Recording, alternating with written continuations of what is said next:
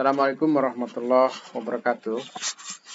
Pertama-tama saya ingin mengucapkan selamat bertemu ya dalam keadaan daring pada seluruh mahasiswa atau pemirsa yang menyimak video ini. Pada kesempatan ini saya ingin menyampaikan pengantar dari mata kuliah biofarmasetika ya, pada pertemuan yang pertama ini, di mana dalam satu semester kita akan menyelenggarakan 16 pertemuan ya, termasuk UTS dan UAS. Dan pada pertemuan yang pertama ini saya mengawali memberikan pendahuluan dari mata kuliah yang bernama biofarmasetika ini. Nah, di dalam kurikulum lama, nama mata kuliah ini adalah biofarmasi ya. Dan ini tidak atau bukan bagian dari subjek yang ada dalam ruang lingkup Departemen Biologi Farmasi ya, karena ini mirip-mirip namanya ya. Apalagi dengan nama yang dulu itu biofarmasi. Ini khawatir terluka dengan istilah biologi farmasi yang menjadi nama departemen yang ada di Fakultas Farmasi ya, yang berkenaan dengan subjek-subjek fitokimia atau tanaman obat ya, tanaman racun, farmakognosi atau hal-hal yang terkait dengan natural product. Nah, jadi bukan itu maksudnya kalaupun mau diberi nama biofarmasi ya. Oleh karena itu sebetulnya saya mengusulkan agar nama biofarmasi ini karena terkesan cakupannya terlalu luas, sedangkan yang dimaksud dalam mata kuliah ini sebetulnya merupakan salah satu cabang dari atau masuk di dalam ruang lingkup atau subjek-subjek ilmuwan yang ada dalam bidang ilmu farmasetika dan teknologi farmasi ya. Jadi ada di bawah pengelolaan Departemen FTF ya, Farmasetika dan Teknologi Farmasi. Selain itu juga sebenarnya kalau kita merunut kepada sejarahnya, itu istilah yang pertama kali muncul sebenarnya adalah biofarmaseutik ya dalam bahasa Inggrisnya, dan itu pertama diusulkan oleh G. Levy ya. Anda mungkin sering membaca atau menemukan nama Levy ya. Itu salah satu ilmuwan farmasi yang atau perintis pencetus beberapa teori atau persamaan dalam ilmu farmasi ya. Tahun 60 itu beliau sudah mencetuskan nama biofarmaseutik, yang mana juga tahun berikutnya karena sudah banyak yang membahas tentang biofarmaseutik ini, sehingga menjadi kebutuhan untuk diberikan dalam kurikulum farmasi ya. Dan tahun 61 resmi menjadi nama mata kuliah di UCSP ya, University of California School of Pharmacy. Ini dan berkaitan atau bersamaan dengan waktu itu John Wagner juga mempublikasi suatu artikel yang berkaitan dengan aspek absorpsi dari sistem penghantaran obat yang beliau sebut dengan istilah biofarmaseutik juga ya. Itu yang dijelaskan oleh Leslie Bennett tahun 73 ya di dalam textbook Drug Design ya, volume keempat. Jadi kalau menurut saya istilah biofarmaseutik itu lebih tepat ya digunakan daripada istilah biofarmasi. Namun sebagian perguruan tinggi mungkin masih atau tetap dalam nama biofarmasi ya. Kalau berapa terakhir saya lihat masih istilahnya biofarmasi. Itu bisa dimengerti dalam konteks karena ya ini peristilahan penting juga nih saya jelaskan. Buku pegangan yang digunakan itu adalah memang terjemahan dari buku bahasa Prancis yang berjudul biofarmasi ya, atau biogalenika. Nah, mungkin karena senior-senior kita dulu itu mengambil studi lanjut di Perancis, maka istilah biofarmasi itu terbawa ke Indonesia, kemudian ditransliterasikannya menjadi biofarmasi. Tapi itu sebetulnya lebih baru ya ketimbang yang usulan istilah pertama kali muncul tahun 60 ya. Jadi biofarmasi di Perancis itu textbooknya edisi pertamanya itu muncul tahun 1978 ya. Padahal jauh sebelum itu sudah menjadi pembicaraan di dunia barat itu, khususnya di negara-negara yang berbahasa Inggris dengan istilah biofarmaseutik ya. Jadi sebagaimana tadi dijelaskan oleh Bennett, dari istilah dan bahkan nama resmi mata kuliah terkait dengan ini adalah biofarmaseutik. Jadi saya memandang lebih pas gitu kalau kita menggunakan istilah biofarmaseutika. Dari segi nama ini juga akan membantu memudahkan memahami ruang lingkup biofarmaseutika. Jadi berasal dari dua akar kata ya, bio dan farmaseutika. Jadi bagian dari farmaseutika. Bagaimana formula yang kita buat, yang kita rancang dan kita desain menjadi suatu bentuk sediaan ya, yang dikaji di dalam farmaseutika. Lalu kemudian sediaan itu akan diaplikasikan kepada individu manusia misalnya, makhluk hidup ya, dan interaksinya antara obat formula ya yang sudah disiapkan dalam ruang lingkup farmaseutik itu berhubungan dengan aspek biologis manusia ya, sehingga muncullah disiplin ya yang menghubungkan antara obat dengan tubuh itu menjadi biofarmaseutika ya, produk obat dengan tubuh ya. Biofarmaseutika ya. Kalau biofarmasi saya khawatir itu terlampau luas ya. Jadi kita membatasinya sebetulnya di aspek farmaseutika yang berhubungan dengan aspek biologis.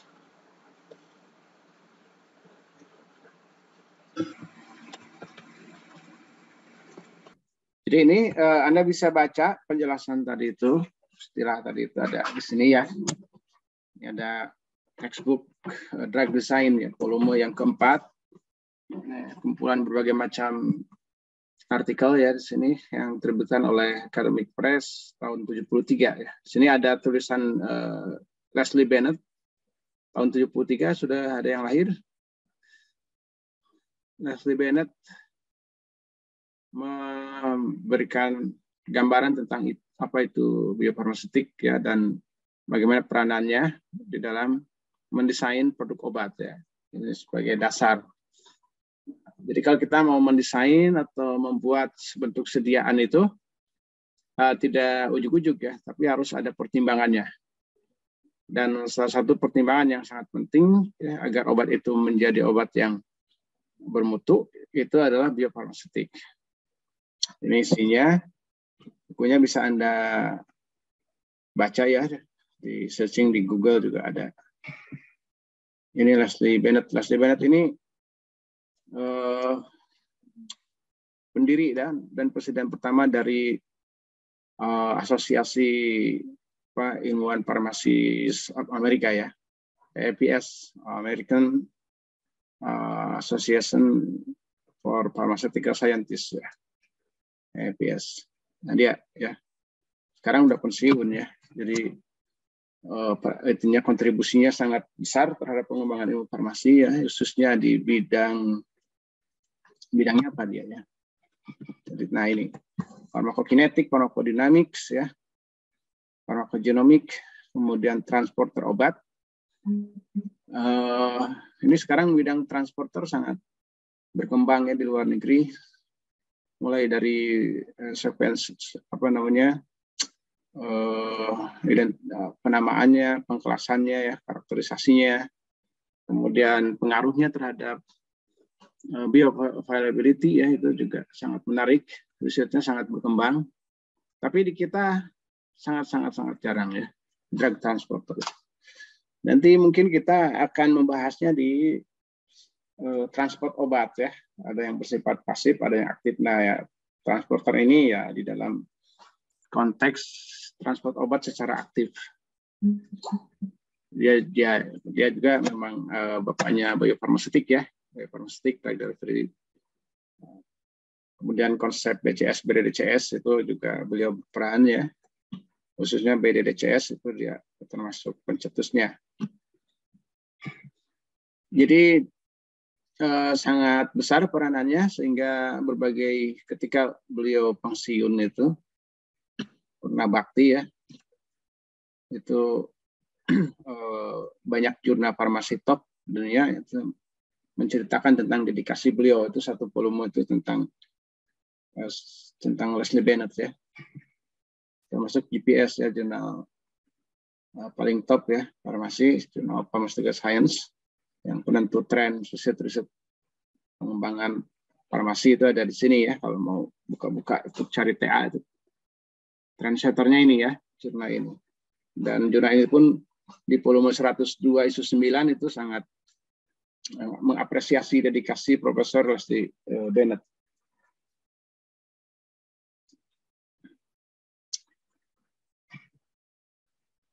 Nah, mungkin Anda pernah dengar istilah BCS ya, pengklasifikasian obat berdasarkan sistem biofarmaseutik yang jadi 4 kelas itu ya.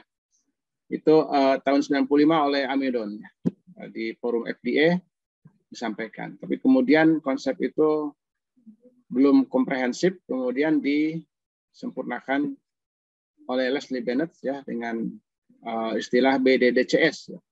Biopharmaceutical Drug Disposition Classification System. Ini masih jarang direview ya. Kalau misalkan Anda mau review nanti silahkan. Nah ini Leslie Bennett ya. Itu sempat jadi sedikit mendengar ceramahnya dulu. Cakap sebentar ya. Dan minta fotonya sampai ke Anda. Oke, kita mulai ya. Kenapa penting ilmu biofarmaseutik ini ya? Kita harus orang calon apoteker harus paham tentang biofarmaseutik. Tadi sedikit sudah disampaikan bahwa biofarmaseutik ini adalah sebagai dasar di dalam pengembangan produk obat. Ya. Tanpa melibatkan ilmu biofarmaseutik,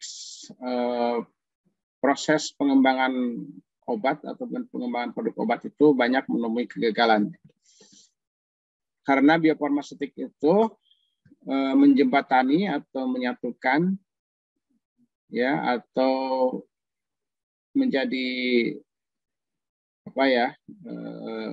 membuka jalur untuk memahami studi di bidang formulasi dan teknologi bentuk sediaan yang selama ini dikaji di farmaseutika ya, dan studi tentang kinerja in vivo obat ya yang dikaji di farmakologi, farmakokinetik, farmakodinamik atau farmakogenetik ya. Nah, maka biofarmaseutik ini bagaimana menyambungkan bidang formulasi dengan bidang yang terkait dengan studi in vivo-nya. Nah, kalau kita bergelut di bidang biofarmaseutik itu adalah bagaimana memformulasi ya, mendesain, memformulasi, kemudian membuat produk obat. Ya, tujuan akhirnya sebenarnya adalah bukan sekedar jadi ya, tetapi juga produk itu jadi berkualitas ya, dalam pengertian mutu, efektivitas ya, keamanan dan juga kenyamanan. Nah, apa yang dimaksud dengan mutu di sini ya, khasiat itu terkait dengan apa yang disebut dengan clinical effect ya, efek klinis. Yang mana manifestasinya ada 2, ada efek terapeutik dan efek toksik ya. Anda sudah tahu efek terapeutik itu efek yang diharapkan, yang dikehendaki ya, sehingga pasien itu sembuh gitu ya. Tapi juga obat itu bisa memberikan efek samping atau bahkan efek toksik, gitu. Sehingga di situ harus diwaspadai. Nah, disebut dengan bermutu itu adalah gimana obat ini bisa semaksimal mungkin sebesar-besarnya memberikan efek terapeutik dan serendah mungkin, seminimal mungkin ya, efek toksiknya itu, munculnya efek toksik itu sangat rendah. Gitu. Nah, itu baru dikatakan bermutu ya. Tapi juga obat itu harus nyaman ya. Selain berkhasiat, aman dalam arti efek toksiknya tidak ada atau sangat-sangat minimal ya. Dan juga nyaman. Kalau dalam farmaseutik kita juga nanti ada uji-uji yang terkait dengan kenyamanan atau bahan-bahan yang bisa membuat kenyamanan. Nah, berkhasiat, kemudian aman, nyaman itu yang merasakan adalah usernya ya, penggunanya, yaitu pasiennya katakan lagi. Ya pasien itu orang gitu ya, individu tertentu. Nah, kita ingin membuat obat yang bermutu aman, nyaman itu ya bagi user, bagi pengguna. Maka kita harus memahami juga aspek biologis dari si pengguna itu. Disinilah biofarmaseutik berperan. Jadi interaksi antara obat dan tubuh ya bisa kita dalami kalau pertama kita paham tentang obatnya itu sendiri. Ya, yang kalau diurai itu ada 2 bagian atau 3 aspek. Yang pertama adalah API-nya, zat aktif atau bahan aktif farmasinya ya, yang dikenal dengan istilah active pharmaceutical ingredient ya, API. Atau yang kedua adalah aspek excipient ya, karena obat itu tidak ada yang diberikan obatnya saja tapi dalam bentuk sediaan dan itu membutuhkan excipient. Jadi ada aspek API, excipient dan bentuk sediaannya itu sendiri yang kemudian itu harus dideliverykan dengan cara-cara tertentu ke dalam tubuh ya, sehingga nanti di dalam tubuh akan mengalami proses predisposisi dan disposisi obat. Maka di sini ada interaksi antara obat dengan tubuh yang harus kita pahami. Tanpa memahami ini, maka kita akan gagal mendesain atau membuat obat yang tadi itu bermutu ya, yang berkhasiat, efektif ya, aman dan nyaman. Jadi Bennett pun menjelaskan di sini bahwa peranan daripada biofarmaseutik itu ada di aspek input obat ya. Jadi suatu obat itu akan menghasilkan efek klinis di sini ya. Apakah itu berupa toksisitas ataupun efikasi, ini dua-duanya adalah clinical effect ya. Yang negatif disebutnya toksisitas, yang positif disebutnya efikasi. Karena obat itu kan secara umum ya belum banyak yang masuk itu tertarget ya, tapi sistemik ya. Kecuali kalau obat lokal ya, misalkan gatal di kulit, ya diolesi obat gatal di kulit itu localize ya. Tapi konteks obat yang kita bahas di sini lengkap dengan ilmu biofarmaseutiknya itu adalah ketika obat bekerja secara sistemik ya, artinya obat masuk ke dalam darah, kemudian menghasilkan efek farmakologi atau efek klinis. Maka di sini ilmu biofarmaseutik sangat berperan untuk memahami ini ya. Efek klinis itu muncul dari efek farmakologi. Nanti apa perbedaannya efek farmakologi dengan efek klinik ya? Selama ini kita menyamakannya begitu saja ya. Atau ada yang coba tahu, menjelaskan apa perbedaan efek farmakologis dengan efek klinis?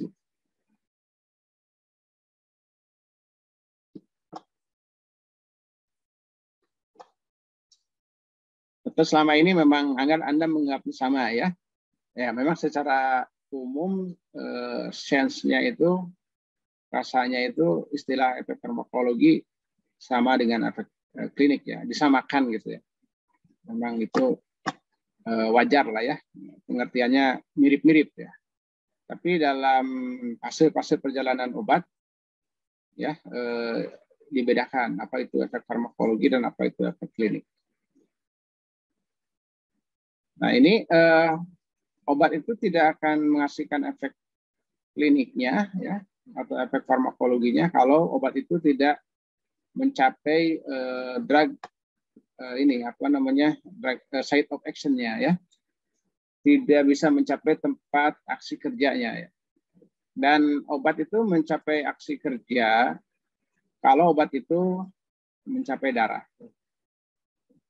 Untuk bisa mencapai ke dalam darah, tentu obat itu harus masuk dulu menembus batas ya, yang membatasi saluran pencernaan dengan darah ya, seperti dengan nanti membran usus ya, atau membran-membran yang membatasi antara saluran pencernaan dengan sistem sirkulasi ya.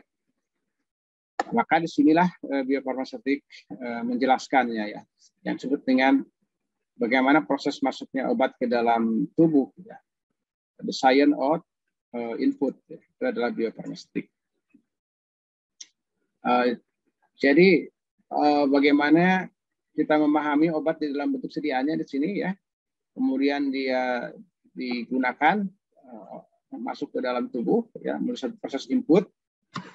Nah, lalu kemudian obat masuk ke dalam darah, berarti obat tersedia secara hayati di dalam darah. Maka di sini nanti kita akan bicara ketersediaan hayati. Istilah istilah umumnya adalah bioavailabilitas ya, bioavailability. Obat juga ada yang dieliminasikan ya sehingga hilang dari tubuh. Nah, yang masuk ke site of action inilah yang akan menghasilkan efek farmakologi. Ini adalah hubungan ya antara nanti bahwa dosis itu berpengaruh ya, berapa banyak yang masuk ya dengan efektivitasnya atau efikasinya. Nah, itu ada istilah lagi itu, ada efikasi, ada efektivitas. Itu juga disamakan ya. Nah, padahal berbeda. Ada yang tahu perbedaan efikasi dengan efektivitas? Yang kemarin ramai misalkan vaksin ya, vaksin efikasi atau vaksin effectivity, yang betul yang mana? Membedakan arti efikasi dan effectivity ya, baik dalam konteks obat atau vaksin. Kalau efikasi pas uji klinis bukan? Terus kalau efektivitas? Efektivitasnya pas penggunaan Kamu barusan googling dulu ya? Ya. Jarang mahasiswa semester 6 tahu perbedaan efikasi dan efektiviti. Padahal memang harusnya dijelaskan sejak pengantar ilmu farmasi dulu, kuliah pengantar ilmu farmasi. Dapat nggak sih? Searching di Google tahu kan? Nah, itulah ya perbedaannya. Yang belum tahu silakan googling ya. Jadi beda ya. Beda jauh. Jadi yang satu settingnya itu adalah uji klinik. Nah, makanya kemarin kan ribut-ribut berapa vaksin efikasinya, PE ya, VE. Vaksin efikasinya Sinovac itu 65%. Padahal belum dipakai oleh masyarakat ya, udah keluar. Nah, makanya nggak boleh karena belum diedarkan dan dicoba oleh masyarakat umum secara luas, kita belum boleh mengatakannya efektivitas. Tapi efikasi boleh ya. Jadi efikasi itu didapat dari setting uji klinik. Misalkan terhadap 2000 kemarin didapatkanlah PE-nya itu, vaksin efikasinya itu, PI-nya itu adalah 65%. Nah, nanti setelah digunakan kepada sekian populasi, misalkan 1 juta orang luas gitu, tapi masih terus diteliti. Oh, ternyata vaksin efektivitasnya itu sebenarnya tinggal 50% gitu ya. Atau berapa naik bisa juga ya, 70% bisa berbeda. Nah, efikasi itu baik obat maupun vaksin itu sebagai syarat ya nanti untuk mendapatkan, untuk bisa diajukan ya, disubmit ke lembaga otoritas ya untuk mendapatkan misalkan izin. Nah, kalau sekarang kan kalau terkait COVID itu izinnya selalu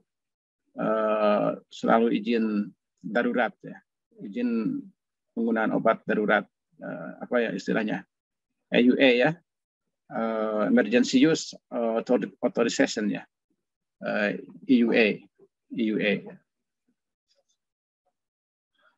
Ya, jadi itu ya terkait dengan perbedaan efikasi efektivitas. Ya. Jadi di sini ya kalau bicara teori mungkin efikasi ya lebih umum.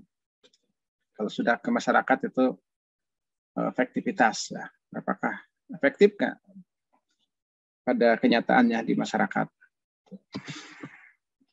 Nah, skema lain yang menjelaskan tentang proses biofarmaseutik dan predisposisi obat digambarkan oleh Bennett ya, lebih baru dari gambar yang tadi. Kalau ini kan tahun 73 ya, 2011 skemanya sudah lain. Ini saya ambil dari textbook kayak ini Applied Biopharmaceutic ya and Pharmacokinetic Sergel ya 2017. Di dalamnya ada denah ini. Jadi ini denahnya bukan bikinan saya.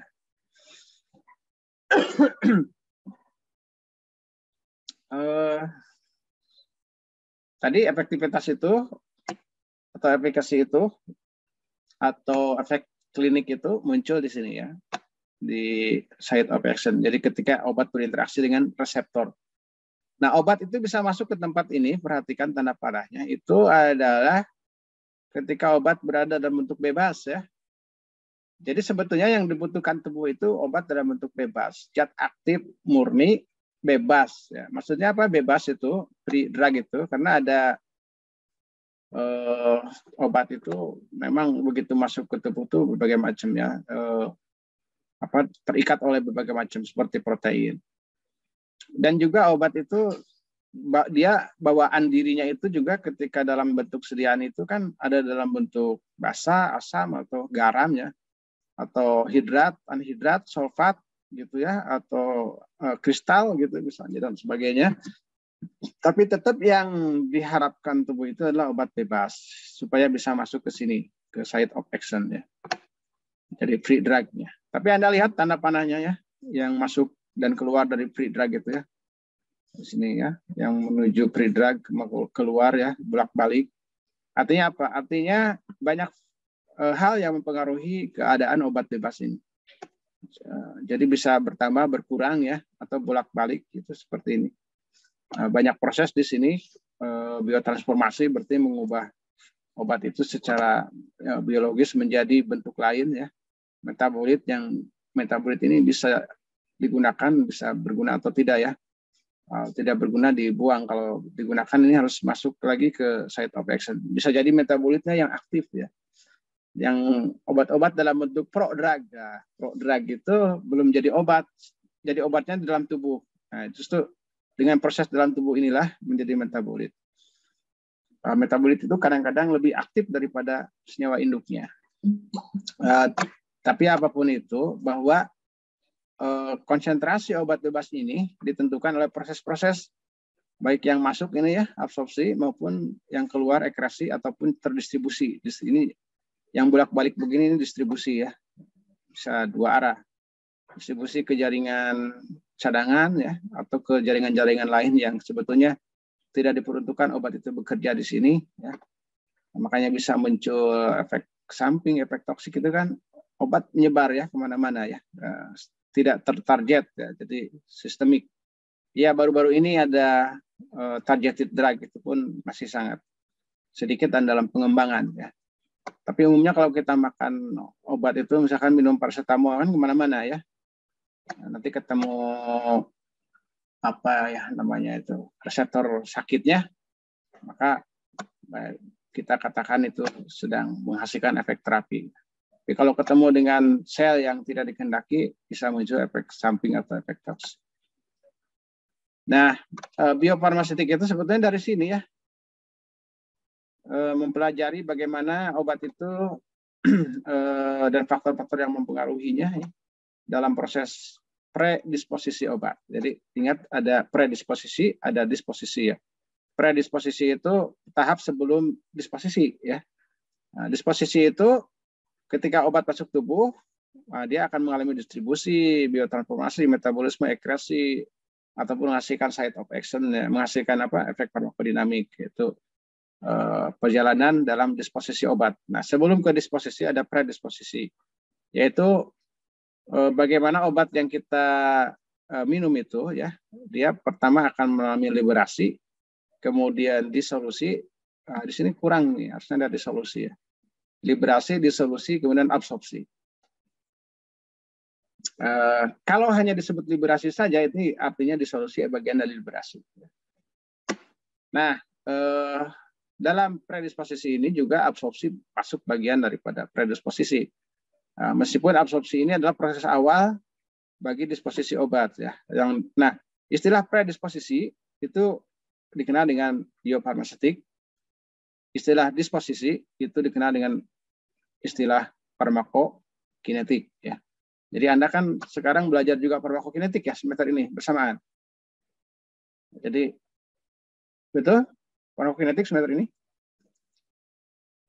Dinda Juliana? Iya Pak, betul. Nah, jadi sebetulnya biofarmaseutik farmakokinetik itu ya bagian ini yang dipelajari. Nah, jadi untuk dapat tadi obat itu menghasilkan aktivitas, ada 3 fase perjalanan yang menjadi faktornya. Ya. Yang pertama adalah fase farmaseutik di mana obat itu diformulasi ya. Tapi kemudian sebetulnya biofarmaseutiknya itulah yang menentukan. Jadi istilahnya fase biofarmaseutik, fase farmakokinetik, dan fase farmakodinamik ya. Ini sama ya, jadi 3 fase yang menentukan aktivitas obat, fase biofarmaseutik, farmakokinetik, farmakodinamik. Ya.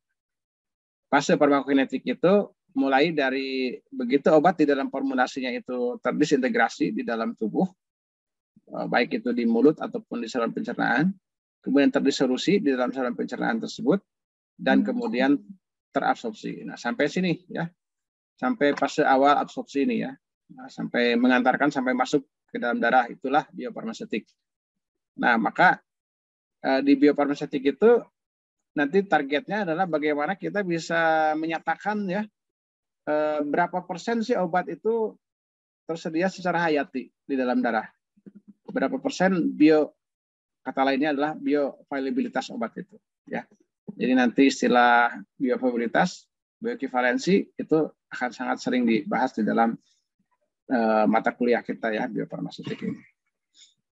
Nah, sedikit mengawali fase perjalanan tadi itu, dari atas dulu ya, proses farmakodinamik, yaitu fase yang nanti akan menghasilkan interaksi antara obat dengan reseptor ya, sehingga menghasilkan respon klinik. Jadi si obat itu sesuai dengan perjalanannya, dia menjadi zat aktif yang siap menghasilkan aktivitasnya seperti dengan mediator ya, mediator aktif yang kemudian nanti berinteraksi dengan reseptor sejauh mana, sebesar apa intensitasnya, berapa waktu latennya, serta bagaimana aksi farmakologinya, yang kemudian itu akan membawanya ke therapeutical effect atau respon klinik ya, belum tentu therapeutical effect, respon klinik. Respon klinik kan bisa 2, efek klinik dan efek toksik.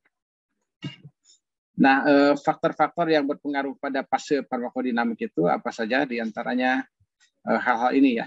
Turunan termasuk faktor genetik, jenis kelamin, umur, morfologi, farmakogenetik, kemudian ada kronofarmakologi, ada posisi tubuh, aktivitas relatif, keadaan gizi, kehamilan, menopause, suhu, pH air kemih, aliran darah ya, dan seterusnya ya.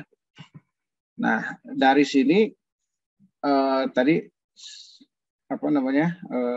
muncul 2 istilah ya, efek farmakologi dan efek klinik. Efek farmakologi itu muncul dari parameter farmakologi.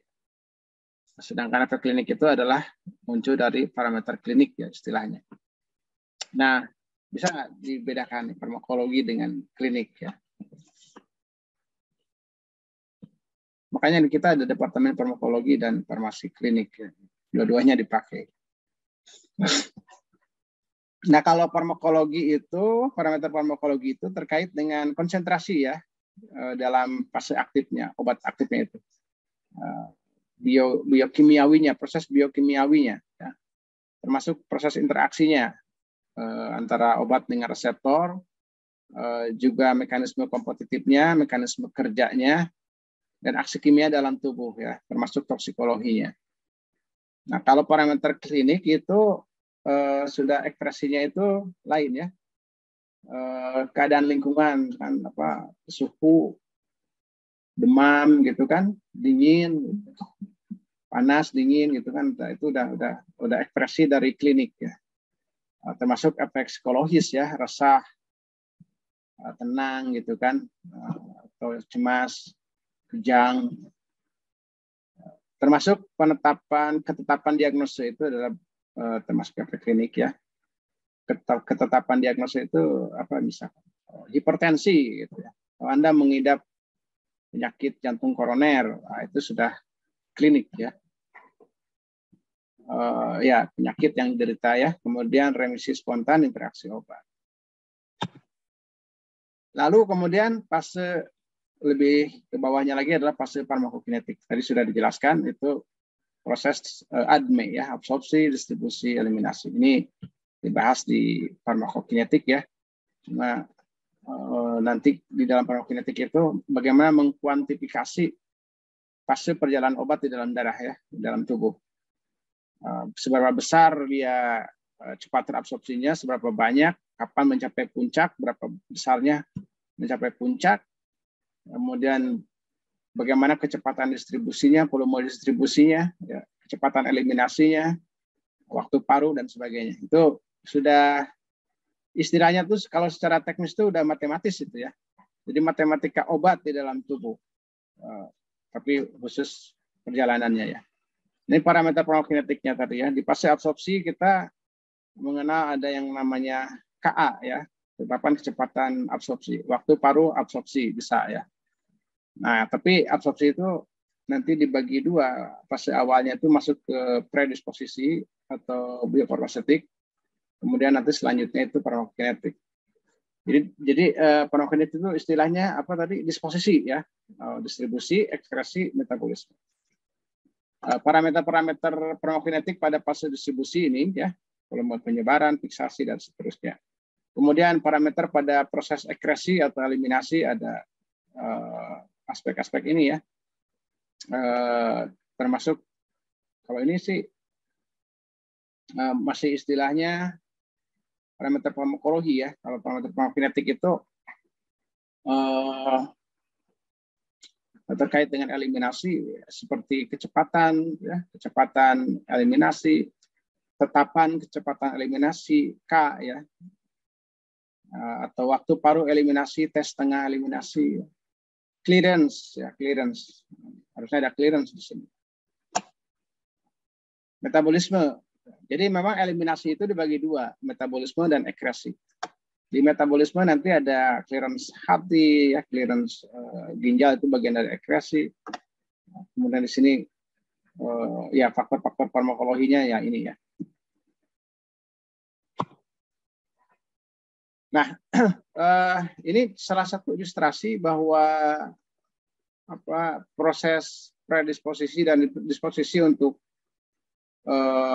obat yang di delivery dengan berbagai cara yang berbeda itu akan menghasilkan proses predisposisi dan disposisi yang berbeda juga ya. Nah, misalnya kalau obat itu diberikan secara oral, maka dia akan lengkap ya, mengalami proses predisposisi maupun disposisinya, absorpsi, distribusi, metabolisme ya. Tapi kalau obat diberikan secara intravena, nah ini lain ya. Tidak ada proses absorpsi ya kalau obat diberikan secara intravena, karena obat langsung menembus darah ya, diberikan dengan cara disuntik ya, menggunakan alat yang bersifat invasif, langsung ke dalam tubuh mulai proses predisposisi. Dia distribusikan ke berbagai jaringan ya, ke cairan ke ruang intravaskular ya, ke bagian ekstravaskular ya, atau nanti berikatan dengan protein. Lalu di situ akan didistribusikan lagi ke organ-organ pemetabolisme sehingga mengalami proses metabolisme. Nanti proses metabolisme akan dibahas di bab-bab selanjutnya ya. Ada fase 1, fase 2 ya. Di sini obat diubah secara hayati, ya, bisa menghasilkan metabolit yang lebih larut dan polar, atau bisa menghasilkan metabolit yang bisa jadi lebih aktif daripada senyawa induk. Nah, artinya kita bisa melihat, ya, tergantung kepada cara pemberian nanti, ya. Proses predisposisi dan ya, khususnya proses predisposisi, ya, atau fase biofarmaseutik yang dialami setiap obat itu bisa berbeda, tergantung cara atau rute pemberian, ya. Tadi sudah dijelaskan perbedaan antara oral dengan intravena, itu akan menghasilkan jalur predisposisi yang berbeda. Nah, kemudian dalam biofarmaseutik Anda akan menganalisis, ya, tadi besaran-besaran obat di dalam tubuh. Anda akan familiar, ya, nanti dengan grafik-grafik seperti ini, ya. Apalagi kalau farmakokinetiknya juga sudah diberikan, Anda bisa menggambar kurva, ya, antara waktu dengan besarnya konsentrasi obat di dalam plasma. Ya, tergantung rute pemberiannya. Kalau obat diberikan secara oral, maka akan digambarkan, ya, akan muncul dalam bentuk grafik seperti ini. Obat akan masuk ke dalam darah, perlahan-lahan kemudian akan membesar dan mencapai puncak, ya. Nah, puncak kemudian nanti akan mengalami proses eliminasi, distribusi eliminasi, ya, sehingga obat nanti bisa dikeluarkan lagi dari tubuh dan ini akan menurun. Ini adalah terminologi farmakokinetik, ya. Ada konsentrasi puncak, ada waktu puncak, ya, Tmax, Cmax, kemudian ada AUC, ya. Area under the curve ini gambaran seberapa banyak obat itu diabsorpsi, ya, dalam tubuh. Nah, ini akan menghasilkan seberapa besar obat itu akan memberikan intensitas pada efek farmakologi atau efek klinisnya nanti, ya. Kalau ini istilah farmakodinamik, ya, dengan konsentrasi obat yang mencapai puncak sekian dan waktu mencapai puncak sekian, maka akan muncullah onset, ya. Mulai obat itu bekerja itu di mana, di konsentrasi berapa, seberapa lama, seberapa besar, itu magnitudenya, ya, dan seberapa lama itu durasinya. Dan tentunya kita akan mengenal efektif dose, ya, dosis yang memberikan efek terapi itu mulai dari mana. Ini adalah parameter farmakodinamiknya. Onset, duration, magnitude of effects, ya, kemudian effective dose. Tapi itu bisa dikorelasikan, ya. Ada pemodelan farmakokinetik, farmakodinamik modeling. Nah, ini peristilahan, ya. Ada minimum efektif konsentrasi, ada minimum toxic konsentrasi, ya, onset time, duration of action, waktu puncak, ya, konsentrasi puncak, AUC, ya. Sekira ini tinggal dibaca. Sudah tahu, ya, di farmakologi dasar juga sudah dijelaskan. Kemudian ada istilah therapeutic index. Ini menjadi karakter daripada obat, ya. Therapeutic index itu rasio, ya, antara therapeutic effect 50, ya, ED 50 dengan toxic effect TD 50. Nanti ada yang sangat tipis, ya, kecil gitu, ya. Therapeutic indeksnya itu ada yang lebar, ada yang sempit. Nah, yang sempit ini nanti akan ada perhatian khusus, ya. Obat-obat seperti itu nanti akan mendapatkan konsekuensi di dalam pengembangannya. Ya. Nah, masuk ke fase disposisi obat, ya. Ini masih bicara tentang fase farmakokinetik. Prosesnya adalah pertama distribusi, ya. Karena ini bicaranya fase farmakokinetik, obat sudah masuk ke dalam darah, maka disitu akan didistribusikan. Didistribusikan kemana, ya? Ke seluruh tubuh, ya. Ke berbagai organ jaringan, ya, atau sel-sel perifer. Nah, nanti dalam farmakokinetik akan dijelaskan bahwa pola distribusi obat itu akan menentukan apakah obat itu masuk kompartemen 1, kompartemen 2, dan atau lebih, ya. Proses distribusi ini sebetulnya kenyataannya rumit ya, karena dalam tubuh itu banyak sekali hal yang belum dipahami ya. Tapi biasanya disederhanakan dengan hal-hal yang mampu kita identifikasi. Nah, poin-poin yang terkait dengan distribusi itu ada koefisien partisi, artinya koefisien partisi suatu zat aktif itu akan menentukan sejauh mana distribusinya. Atau distribusi ditentukan oleh koefisien partisi. Ya. Kemudian yang kedua ikatan protein plasma, ya. Dan juga intensitas aliran darah di suatu organ. Itu juga akan menentukan distribusi. Distribusi obat juga akan tergantung kepada kesetimbangan laju masuk dan laju eliminasi. Jadi kalau laju masuk sama dengan laju eliminasi, ya jumlah obat di dalam darah itu akan stabil ya. Sehingga nanti ini penting ketika ingin mendapatkan long terms therapeutic effect ya, terapi yang bersifat panjang ya, atau bertahan gitu ya, stabil. Nah, itu dengan menstabilkan antara yang masuk dengan yang keluar. Dan itu adalah perlu penelitian farmakokinetik. Khususnya kita bisa dibantu dengan parameter waktu paru. Kemudian metabolisme ini proses di mana obat diubah secara hayati, istilah lainnya adalah biotransformasi, mengubah obat menjadi metabolit yang nantinya bisa bersifat lebih polar atau lebih larut ya, sehingga nanti mudah untuk dieliminasikan. Kemudian tadi sudah dijelaskan metabolit juga bisa lebih aktif ya daripada senyawa induknya, atau juga bisa menjadi tidak aktif ya dibandingkan senyawa induknya. Untuk yang lebih aktif ini bisa dijadikan sebagai prodrug ya. Kemudian fase farmakokinetik itu tadi sudah selesai ya. Kemudian fase biofarmaseutik. Nah ini ya kita mulai mengkaji sesuai dengan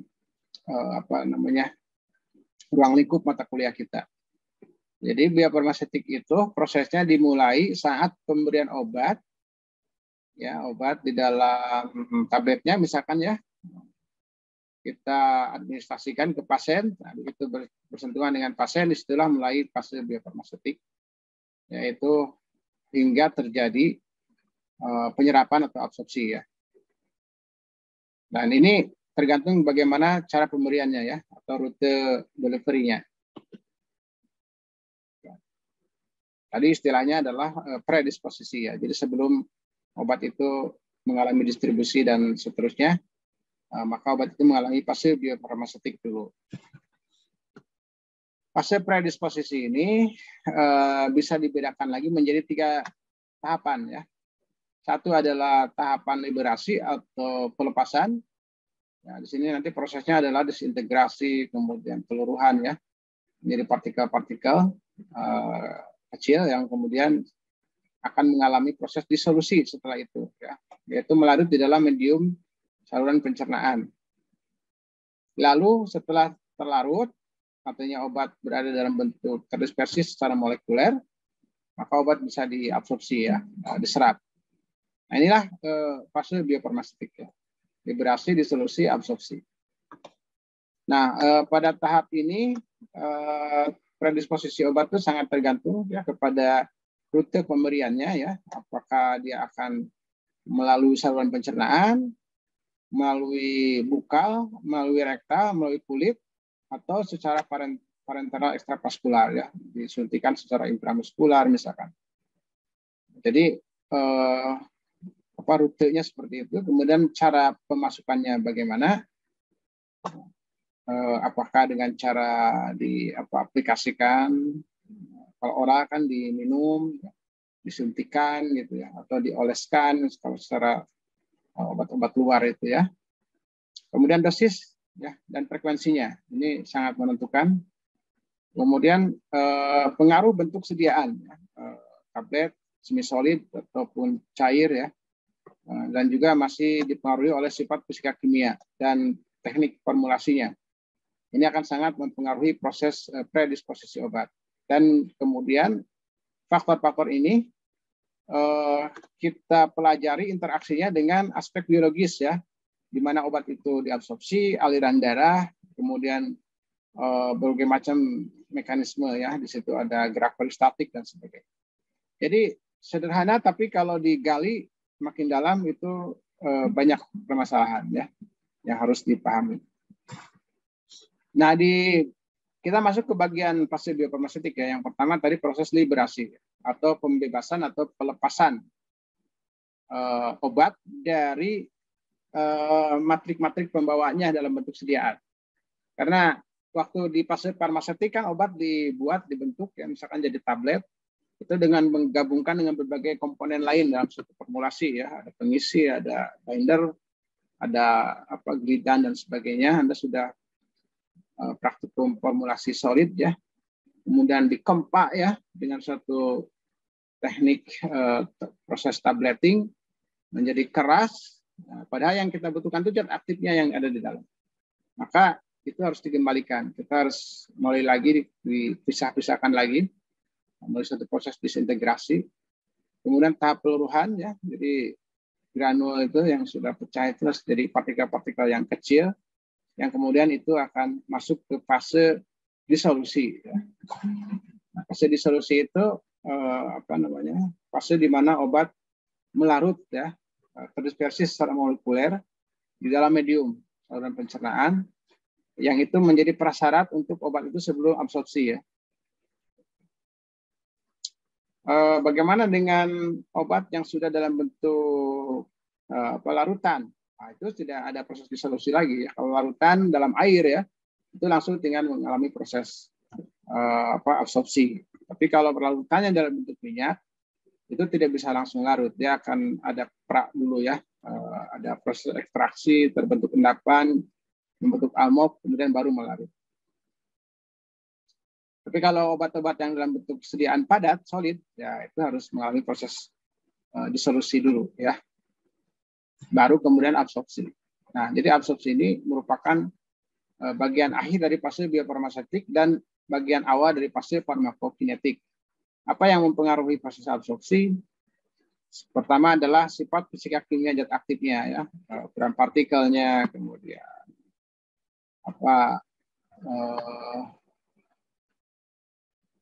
yang paling penting kalau dalam fase absorpsi, karena obat itu akan menembus membran ya, membran biologis, nanti dijelaskan dalam proses transport obat, itu bersifat lipida ya, maka koefisien partisi, koefisien hidrofilisitas, lipofilisitas itu sangat menentukan proses absorpsi ya. Apakah obat itu bersifat polar non polar, itu sangat menentukan proses absorpsi. Nah, proses absorpsi ini tahap akhir ya dari fase biofarmaseutik. Jadi terjadi setelah proses pelepasan dan disolusi. Maka setelah obat itu diabsorpsi, kemudian obat itu mencapai sistem sirkulasi. Meskipun nanti dalam proses absorpsi itu ada banyak pembahasan ya. Bagaimana menembus membran itu kan ada mekanismenya, difusi atau transfer aktif ya. Apakah nanti jalurnya itu jalur trans ataupun jalur masuk ke paraseluler atau transseluler gitu ya. Itu masih banyak hal yang harus dipelajari. Dalam proses masuknya itu satu disiplin tersendiri ya, satu cabang tersendiri. Belum nanti peranan berbagai macam transporternya, ada efflux, ada influx ya, ada efflux keluar masuk gitu. Itu dikenal dalam pembahasan nanti permeabilitas obat. Jadi disolusi permeabilitas yang nanti akan dijadikan dasar di dalam sistem klasifikasi obat secara biofarmaseutik atau sistem BCS, itu akan menentukan bioavailabilitas. Ya. Bioavailabilitas itu adalah seberapa besar obat itu tersedia di dalam tubuh. Bukan hanya seberapa besarnya, tapi juga seberapa cepatnya. Ya. Jadi seberapa cepat dan seberapa besar obat sampai ke dalam sistem sirkulasi dan siap menghasilkan atau menduduki site of action-nya. Nah, itu adalah tersedia secara hayati, itu pengertiannya itu, atau bioavailabilitas itu ya, pengertian. Nanti profil bioavailabilitas obat itu macam-macam ya, bisa menjadi satu monografi tersendiri. Maka di sini konsep bioavailabilitas dan bioekivalensi itu menjadi tujuan akhir dari pengembangan obat. Ya, kalau kita ingin membuat obat yang bermutu, yang berkualitas tadi itu ya, berkhasiat, aman dan nyaman itu, nanti ujung-ujung evaluasi akhirnya itu adalah seberapa besar BA-nya, bagaimana BE-nya. Ya. BA atau bioavailability, bioavailabilitas, ketersediaan hayati itu nanti diberikan dalam satu bab tersendiri ya, oleh saya mungkin di bagian akhir perkuliahan ya, untuk mereview semuanya. Secara ringkas, bioavailabilitas itu adalah kecepatan dan jumlah obat yang mencapai sistem sirkulasi. Artinya yang berhasil menembus menembus membran biologis dan sampai ke dalam darah. Yang kemudian nanti akan didistribusikan dan disirkulasikan di dalam tubuh ya. Nanti satuan besarannya itu bisa kita kuantifikasi ya, BA itu, bioavailabilitas itu. Dengan apa? Dengan parameter farmakokinetik. Makanya ini perlu belajar farmakokinetik beriringan ya. Karena parameter bioavailabilitas itu diambil dari parameter farmakokinetik ya. Karena ini sudah berkaitan dengan absorpsi. Jadi nanti Tmax ya, Cmax dan AUC itu menjadi 3 parameter utama farmakokinetik yang menjadi besaran atau kuantifikasi bagi menghitung bioavailabilitas. Bioavailabilitas nanti kita bedakan menjadi bioavailabilitas relatif dan bioavailabilitas mutlak. Mutlak kalau dibandingkan dengan pemberian intravenanya, relatif atau komparatif kalau dibandingkan dengan suatu sediaan standar yang akan dijadikan sebagai acuan atau referensinya. BE, nah apa bedanya BA dengan BE? Ya, bioekivalen. Nah, bioekivalen itu kondisi kesetaraan di dalam ketersediaan hayatinya. Ya. Jadi kalau nilai BA dari 2 produk itu setara, maka kita nyatakan sebagai BE, ya, bioekivalen. Ini penting BE ini bagi obat-obat yang nanti akan saya jelaskan, yang wajib melakukan uji BE ya, harus menjadi persyaratan bagi izin edar suatu produk obat-obat generik atau me too produk ya. Jadi obat-obat kopi itu wajib memiliki dulu data BE ya sebelum atau kalau ingin mendapatkan izin edar. Itu sudah ada peraturan regulasinya juga. Nah, jadi biofarmaseutik ini atau hal yang terkait dengan aspek riset di biofarmaseutik itu biasanya mengkaitkan interaksi antara formulasi teknologi, ya, suatu bentuk sediaan dengan aspek sifat kimia obatnya. Sejauh mana ini akan berperan kepada absorpsinya. Nah, nanti itu saja ya, hal-hal yang jadi interrelationship dari proses-proses yang ada dalam liberasi dan disolusi dan absorpsi itu menjadi kajian di dalam biofarmaseutik. Yang ujung-ujungnya adalah menentukan profil bioavailabilitas suatu obat ya di dalam tubuh atau pasien. Ya, saya kira itu sedikit pembukaan ya, pembukaan di dalam kuliah pertama ini. Jadi kuliahnya baru mulai ini ya. Tadi ngobrol-ngobrol ya. Oke, jadi biofarmaseutika itu per definisi adalah ilmu ya yang mempelajari bagaimana atau menguji ya hubungan saling terkait ya. Bagaimana hubungan ataupun bagaimana mengujinya hubungan tersebut ya yang saling kait-mengkait, interrelationship ya, saling mengkait. Antara apa? Antara tadi API ya, ada excipient, ada bentuk sediaan. Apanya? Yaitu sifat fisikokimia dari API itu. Makanya kita belajar farmasi fisik itu syarat ya untuk bisa masuk ke sini. Farmakologi juga ya, kimia juga, karena kita harus paham juga analisis kualitatif kuantitatifnya. Itu bagian dari mengkarakterisasi API ya. Jadi saling terkait, hubungan saling terkait ya, kita pahami dan juga bagaimana mengevaluasi hubungan tersebut ya, antara sifat fisika kimia obat bentuk sediaan, ya, bentuk sediaan kita macam-macam kan, padat, semi padat, cair ya, bentuk-bentuknya banyak, tablet, kapsul, sabrek ya, dan rute pemberiannya. Rute pemberian itu yang tadi itu apakah secara oral, intravena, ya, transdermal, rektal dan seterusnya, yang itu dapat menentukan ya, atau mempengaruhi kecepatan dan jumlah obat yang diabsorpsi, atau kecepatan dan derajat absorpsi obat. Ya, atau dengan nama lain, kecepatan dan jumlah absorpsi obat itu adalah bioavailabilitas ya, atau ketersediaan hayati. Jadi ujungnya sampai ke BA itu ya, biofarmaseutik itu.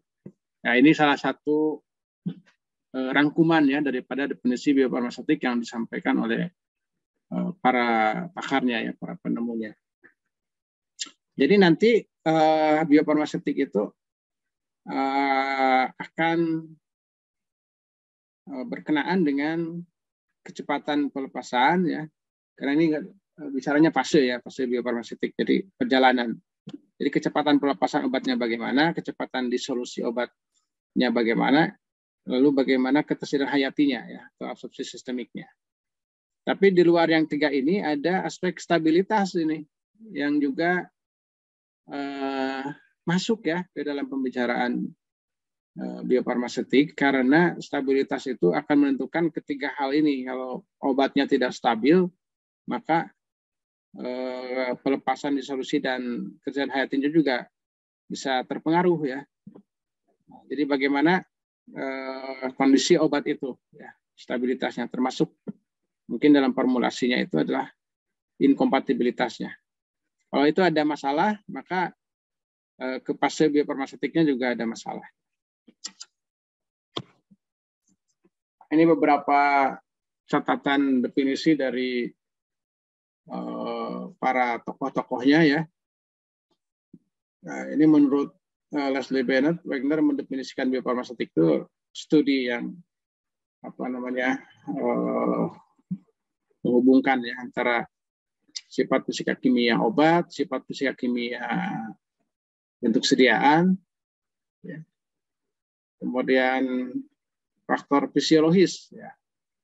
Jadi faktor fisiologis tadi mungkin di definisi tadi tidak terlalu muncul ya. Faktor fisiologis itu misalnya ya tempat obat itu diabsorpsi ya, atau tempat obat itu diaplikasikan gitu.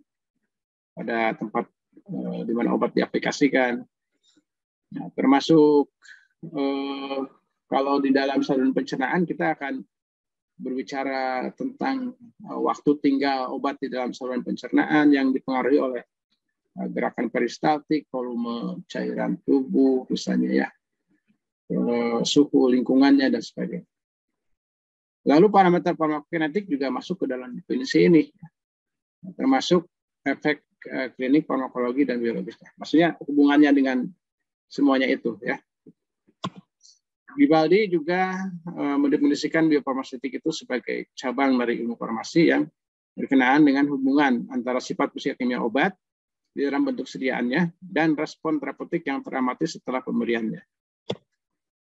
Lalu dalam suatu guideline ya, IFPS itu, biofarmaseutik didefinisikan sebagai studi ya tentang faktor yang mempengaruhi bioavailabilitas obat pada manusia ataupun hewan ya, dan penggunaan informasi ini untuk mengoptimasi aktivitas farmakologi atau terapeutik dari produk obat ya di dalam aplikasi klinis. Jadi definisinya sebetulnya prinsipnya sama ya, cuma ada yang melebar ke kiri, ada yang melebar ke kanan ya. Nah, ini sifat fisika kimia yang dimaksud itu yang mana? Ini semuanya sudah dipelajari di preformulasi farmasi fisik ya. Ini mana lagi Anda belajar ini ya? Ya, minimal 2 mata kuliah itu Anda sudah mengenal apa itu solubility, ukuran partikel, kemudian polimorfisme ya, higroskopisitas, koefisien partisi, interaksi eksipien. Yang ini kita hubungkan nanti ya dengan bioavailabilitas. Bagaimana sih pengaruh ukuran partikel kepada bioavailabilitas? Ada nggak polimorfisme pada polimorfisme kristal ya pada berprioritas pada absorpsi. Gitu. Faktor-faktor ini berpengaruh pada absorpsinya itu sejauh mana, atau pada tahap liberasi tadi ya. 3 fase biofarmasetik tadi ya, mesti ingat LDA proses ya, liberation, dissolution, dan absorpsi LDA. Nah, bagaimana sifat proses kimia ini berpengaruh pada proses LDA tadi? Bagaimana pengaruh rute pemberian ini pada LDA? Gitu aja ya. Tapi ininya kan sebenarnya sudah dipelajari. Gimana itu? Di mata kuliah sebelumnya. Bagaimana pemberian oral, rektal, transdermal. Setidaknya mengenal ya. Ini sudah dikenalkan di mata kuliah sebelumnya. Farmasetik dasar kira ya. Nah, ini proses masuknya obat, ya, input obat. Ini sini hampir semua lubang bisa dimasuki obat ya. Pori-pori bahkannya bisa ditembus dengan jarum suntik dan sebagainya. Intinya bagaimana obat itu bisa masuk ke dalam kompartemen ini darah ya, saluran pencernaan, saluran darah, sirkulasi. Karena di sini obat bisa didistribusikan ke berbagai tempat ya. Tapi untuk sampai sini bisa melalui mata, bisa ophthalmic preparation nantinya ya, bisa nasal, inhalasi ya, bisa oral, ini ya, paling umum oral ya, hampir 90% mungkin, atau 85% sekian ya. Sublingual, apa bedanya oral, sublingual, bukal, nah itu kadang-kadang kita harus ya kita bahas nanti ya. Pada ear juga bisa ya. Kemudian injeksi ya, injeksi intramuskular, intravena, subkutan, topikal, ini semuanya bisa mencapai darah. Bahkan dari rektal dan vaginal ini bisa masuk juga ke darah. Ya. Bentuk sediaan yang akan dijadikan kendaraannya ya untuk mendeliverikan obat, macam-macam ya. Jadi ini sekali lagi ini denah yang disampaikan oleh Wegner ya, proses disintegrasi atau rilis ya, yaitu terpisahnya obat dari matrik-matriknya kemudian menjadi partikel-partikel padatan lalu berkontak dengan medium dalam saluran pencernaan itu menjadi terlarut ya.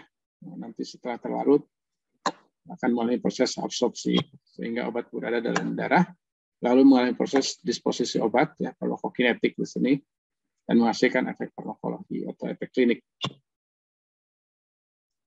Nah, kalau diperdalam nanti karena berhubungan dengan faktor, kita menghubungkan faktor fisiologis juga ya dengan proses LDA tadi.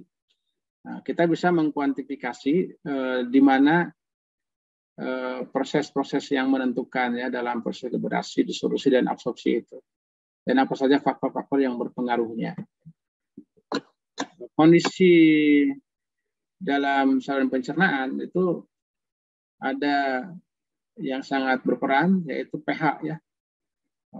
Dan sayangnya pH dalam tubuh itu tidak satu ya, tapi bergradasi atau bervariasi.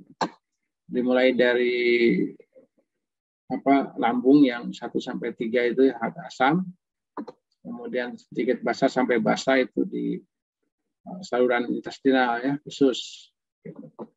Nah, ini pengaruhnya bagaimana nih ke disintegrasi, ke disolusi, ya lalu ke absorpsinya.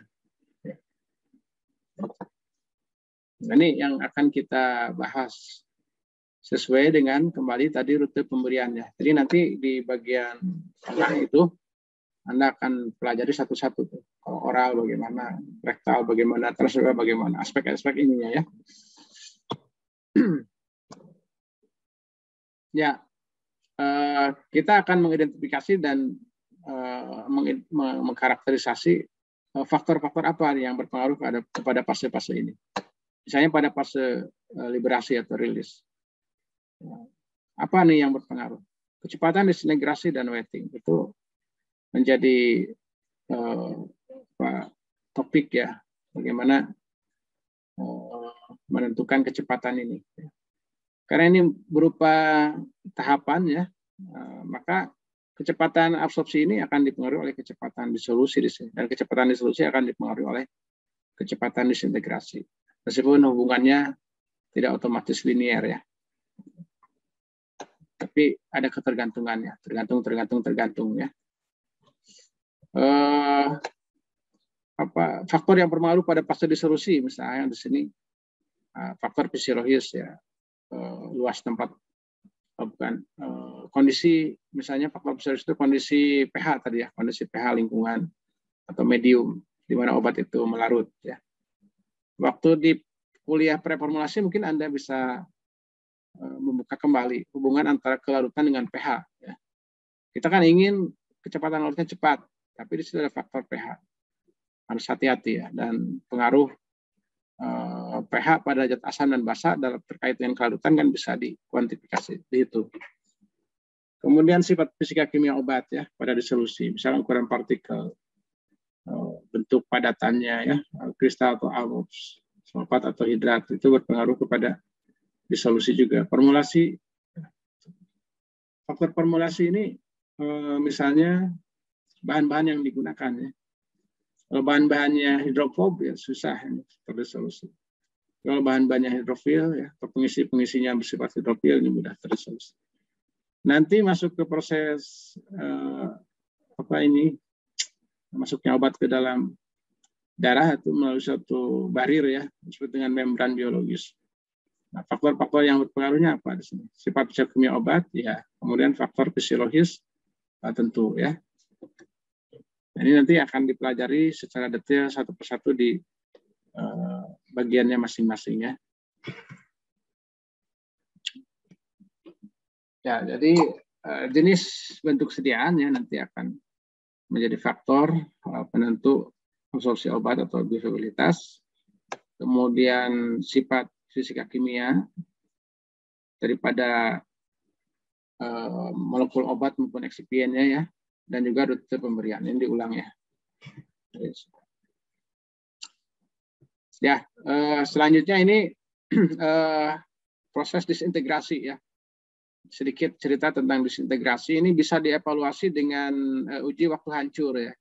Kalau Anda di praktikum formulasi solid ya, Anda sudah mengerjakannya ini ya, disintegration time tester. Jadi ada alat uji untuk menentukan waktu hancur. Biasanya secara umum itu tidak boleh lebih dari 15 menit ya ketentuannya. Jadi kalau ada yang lebih dari situ berarti ada faktor yang menghambat terjadinya disintegrasi.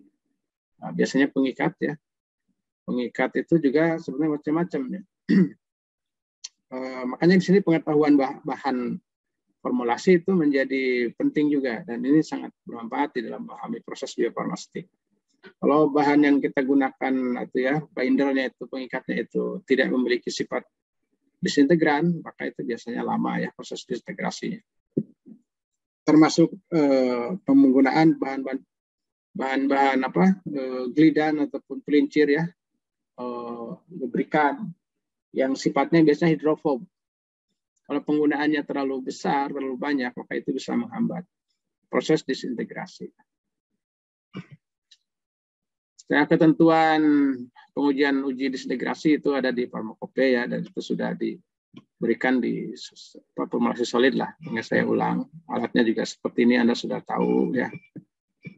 Kemudian disolusi ya, fase selanjutnya disolusi. Disolusi ini nanti akan terkait erat dengan kelarutan, solubility ya. Solubility. Apa bedanya disolusi dengan kelarutannya? Disolusi dengan solubility, apa bedanya? Ada yang bisa jelaskan dulu?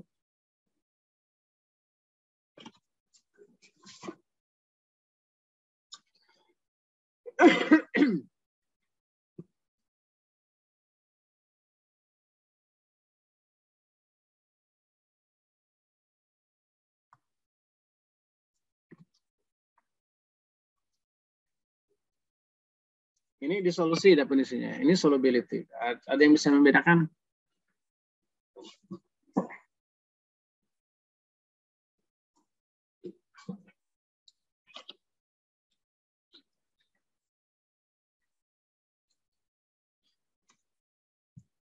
Ya, definisinya disolusi itu adalah proses ya, di mana suatu zat obat padatan itu terdisolusi ya, terdisolusi, terlarut di dalam suatu pelarut menjadi larutan ya. Nah, prosesnya ya, disolusi proses jadi terkait dengan kecepatan ya. Berapa lama obat itu bisa melarut. Dan ini terkait dengan waktu ya disolusi. Jadi waktu sekian terdisolusi berapa persen gitu. Prosesnya ya, proses melarutnya. Tapi seberapa banyak yang melarutnya, ya seberapa besar yang melarutnya, itu tergantung kepada kelarutan, solubility ya. Kalau obat itu tidak larut dalam pelarut tertentu, ya misalnya dalam air tidak larut, ya ditunggu sampai kapanpun juga tidak larut-larut ya. Jadi proses disolusinya tidak terjadi. Gitu. Nah maka kalau kita ingin mempercepat atau meningkatkan derajat disolusi juga itu bisa ditingkatkan dengan meningkatkan derajat kelarutannya, solubility-nya. Solubility di sini diartikan besarnya massa atau solut yang terdisolusi dalam massa tertentu ya atau volume tertentu dari suatu solvent pada temperatur yang diberikan. Misalnya 1 gram natrium klorida itu terlarut di dalam 2,786 mili air pada suhu 25 derajat Celcius. Jadi di sini kelarutan itu sudah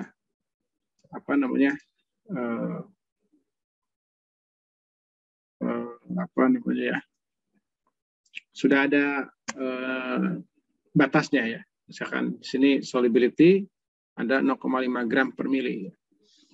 Dan ini akan menentukan apakah zat ini masuk kepada kategori sangat mudah larut atau mudah larut atau larut saja gitu ya, atau sedikit kurang larut ya, atau sukar larut ya, atau praktis tidak larut.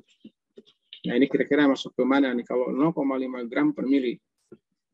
Kalau kita mengacu kepada kaidah farmakope ya, bahwa sangat mudah larut itu kalau satu bagian bisa dilarutkan dalam kurang dari satu bagian pelarut. Ya.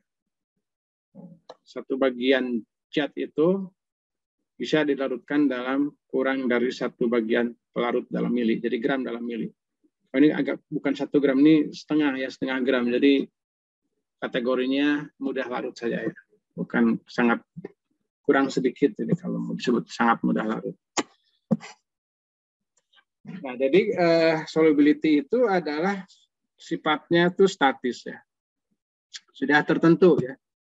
Nah, tapi kalau disolusi itu dinamis, ya. Kondisinya itu tergantung waktu ya, kemudian volume pelarut berapa gitu ya. Nanti profilnya kita bisa melihat profil disolusinya. Karena ini merupakan proses ya, disolusi itu proses melarutnya hingga mencapai kelarutan tertentu ya. Nah ini dalam sistem biologis kelarutan ini atau proses disolusi ini sangat penting karena akan menjadi rate limiting step ya bagi absorpsi sistemiknya. Dan nah ini ya, jadi kelarutan itu bisa mengkontrol kecepatan absorpsi ya. Maksudnya kelarutan nanti di dalam sistem biologisnya ya. Kemudian ini tes uji disolusi ya. Ini bisa digunakan untuk memprediksi bioaktivitas atau juga bisa digunakan untuk membedakan faktor formulasi yang berpengaruh kepada bioaktivitas obat. Nah, terakhir ini adalah bagian contoh-contoh bagaimana sifat-sifat tadi itu ya, aspek fisika kimia ataupun faktor fisiologis, faktor farmakokinetik, faktor formulasi ya, rute pemberian berpengaruh kepada bioaktivitas obat. Jadi di sini kita ada 3 prinsip ya yang dibicarakan dalam biofarmaseutik yang bukan bagian dari aspek biofarmaseutik, yaitu bagaimana kita memahami sifat fisika kimia obat tadi ya, prinsip-prinsip fisika kimianya, kemudian prinsip biologis atau fisiologis, prinsip-prinsip formulasi ya, dan tentunya adalah nanti semuanya ini akan kita kuantifikasi parameter-parameter biofabilitasnya dari ketiga prinsip fisika kimia, biologis, dan formulasi itu ya. Nah, yang pertama sifat fisika kimia kelarutan, saya kira ini sudah ya, tidak saya ulang lagi. Peranannya itu sangat jelas ya, akan menentukan proses disolusi tadi ya.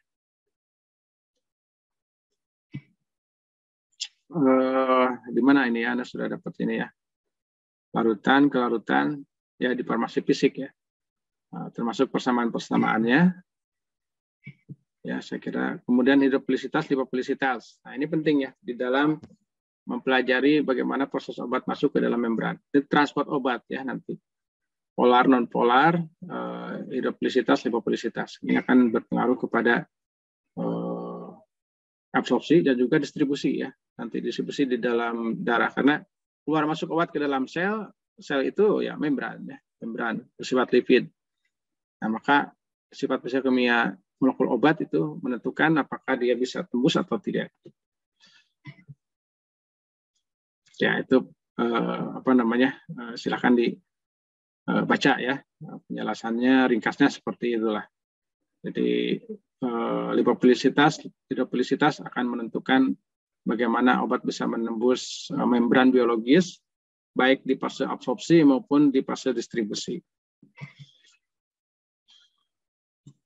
Secara eksperimental, secara in vitro itu bisa didekati dengan menghitung koefisien partisi ya. Kemudian suatu obat itu bisa diabsorpsi atau tidak itu bisa didekati dengan parameter partition coefficient ya. Koefisien partisi sudah dipelajari di pre-formulasi ya.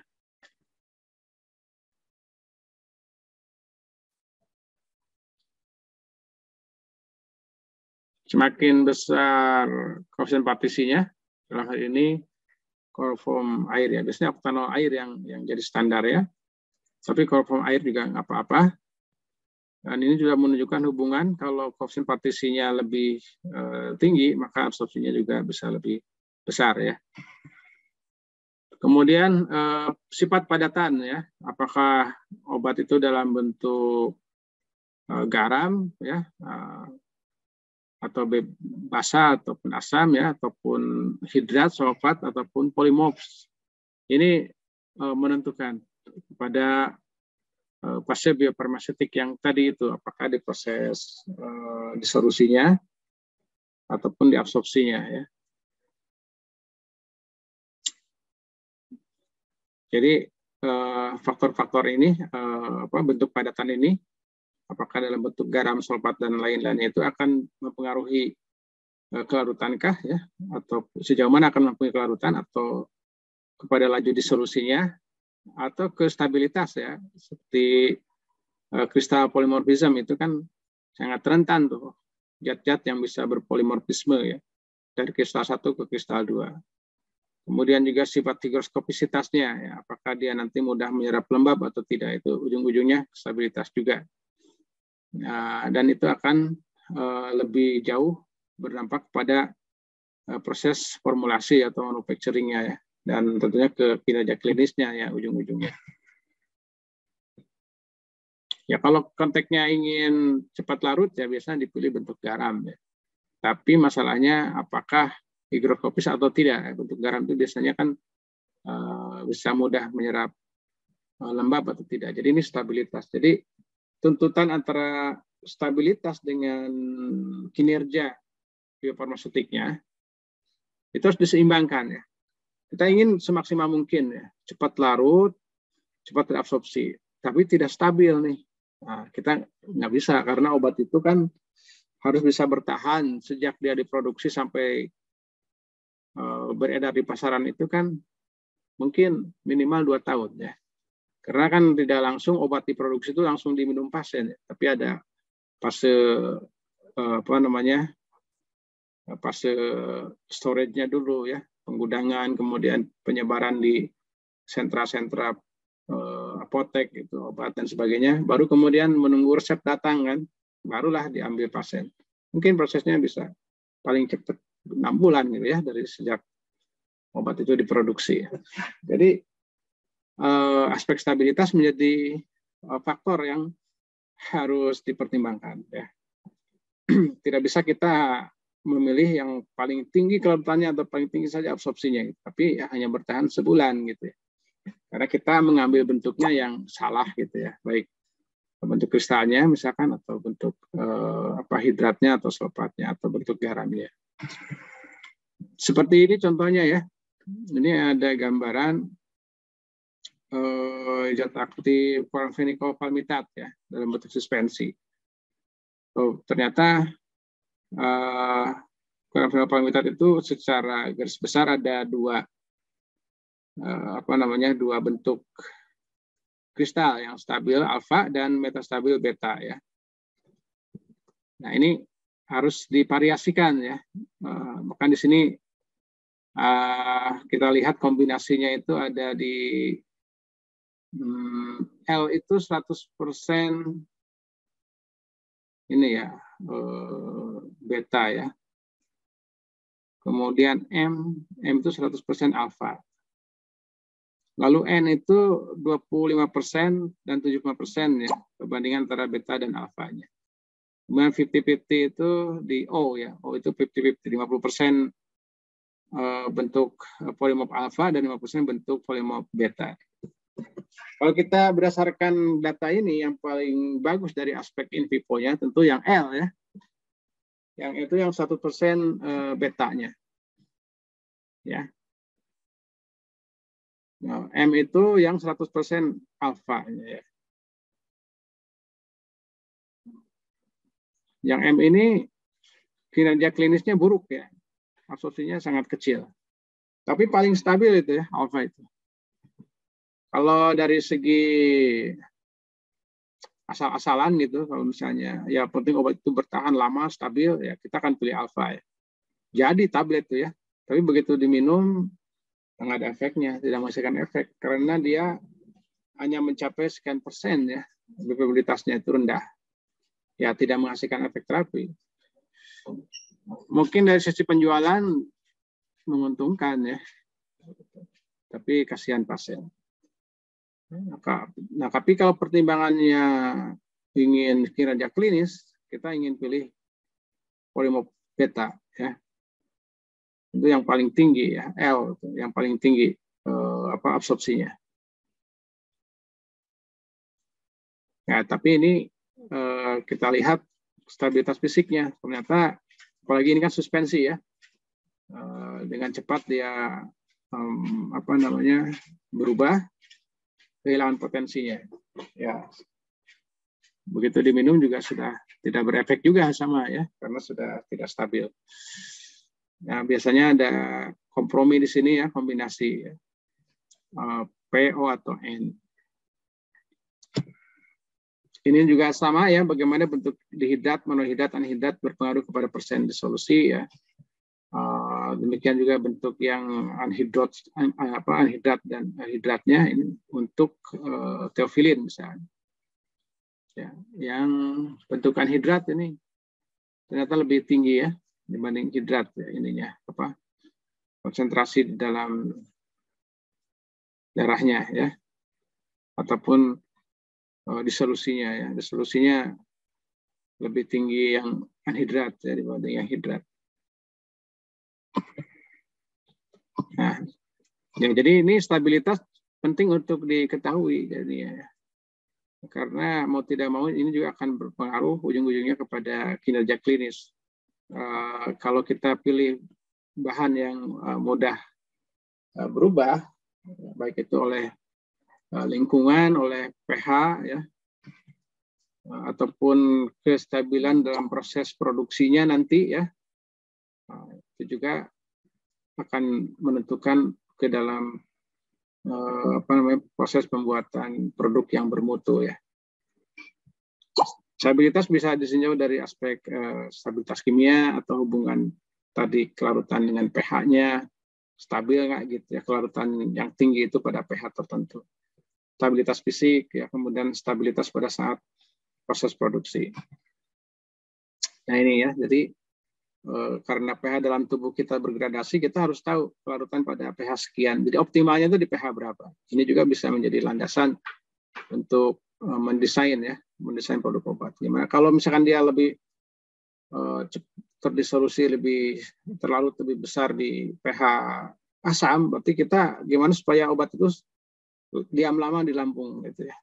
Nah, maka muncullah konsep-konsep seperti muka adhesif atau swelling foam ya. Formulasi swelling gitu ya, atau formulasi muka adhesif supaya bertahan lama di lambung karena dia itu lebih banyak terserap di pH rendah gitu ya.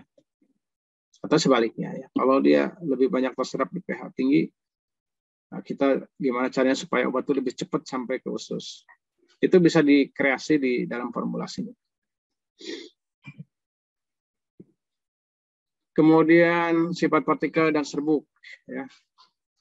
Ini sudah bisa dipahami bagaimana ukuran partikel berpengaruh kepada kelarutan ya, solusi. Gitu. Sifat lainnya juga seperti kerapatan, gitu ya. Sifat alir, gitu ya. Itu berpengaruh kepada proses fabrikasinya. Ini beberapa contoh saja ukuran partikel. Hubungan ukuran partikel dengan disolusi ataupun absorpsinya ya. Kita lihat di sini yang bentuk konvensional dari supadiazin dengan yang bentuk mikrokristal ya.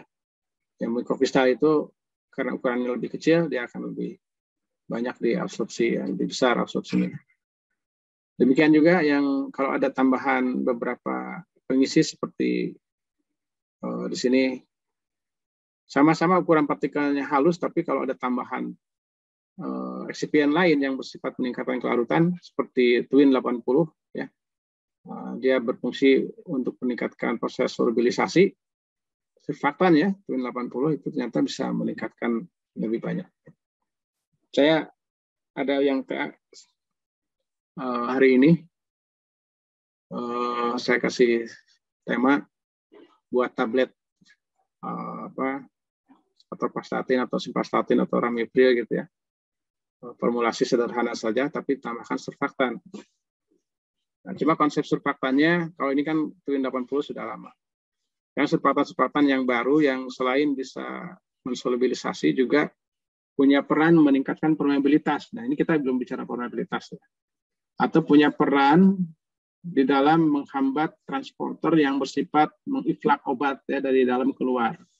Sudah diabsorpsi atau sudah di-impact ya, di-uptake ke dalam sel, tapi dikeluarkan lagi karena ada peranan transporter. Nah, transporter bisa kita ganggu ya dengan beberapa zat molekul tertentu yang berfungsi sebagai eksipien di dalam suatu formulasi. Seperti yang populer sekarang itu kremofor misalnya, solutol, fluoronik ya, terus apalagi vitamin E, TPGS itu kemarin ada penelitian riset tesis ya, yang kebetulan dia juga adalah karyawan kimia farma, yaitu meningkatkan bipolaritas lisinopril ya. Lisinopril itu dalam sistem BCS-nya masuk kelas 3 ya, kalau tidak salah ya. Kelas 3 ya. Kelarutannya tinggi ya, tinggi, tapi kok BA-nya rendah gitu. Oh, ternyata masalahnya di permeabilitas. Nah, apa permasalahan di permeabilitas? Dia itu sudah masuk ya, tapi kemudian oleh transporter PGP dikeluarkan kembali. Nah, maka kita tambahkan vitamin E TPGS di situ dalam formulasi sederhana, granulasi basah, tablet gitu ya. Tapi kemudian efeknya cukup tinggi. Vitamin E TPGS itu selain sebagai surfaktan, solubilizer, tapi juga sebagai manipulator buat transporter PGP. Jadi kombinasi ya, double function ya. Nah itu mungkin bagi industri sangat disukai ya. Kalau industri kan tidak mau yang repot-repot formulasi kristal, nanopartikel kan berat ya, biayanya tinggi. Tapi kalau hanya ditambahkan sedikit, tapi efeknya sangat meningkat gitu, bisa berkali-kali lipat gitu, kelarutan disolusinya. otomatis BA-nya juga akan bertambah ya. Nah, itu akan lebih disukai ya, ketimbang yang formulasinya rumit-rumit. Ya, kemudian pengaruh bentuk sediaan ya, tentu tablet suspensi solution ini sudah bisa dipahami lah dengan mudah ya. Solusi pasti lebih cepat sampai ke sistem sirkulasinya dan juga lebih besar. Cuma masalahnya di stabilitas fisik saat di bentuk sediaan saja harus dipertimbangkan ya. Kalau dalam bentuk larutan kan orde 1 ya nanti proses degradasinya seperti aspirin misalkan asam asetil salisilat. Anda sudah praktikum kan di farmasi fisik. Bentuk suspensi dengan solusi apa bedanya? Nah, kalau dari segi kinerja klinis larutan lebih bagus. Tapi stabilitas fisik dia akan lebih cepat terhidrolisis ya, asam asetil salisilat menjadi asam asetat kan, makanya suka bau cuka ya. Nah, itu sudah rusak berarti. Tapi kalau dalam bentuk suspensi, proses hidrolisis ya, proses hidrolisis ya, proses hidrolisisnya lebih lambat karena itu orde 0 ya.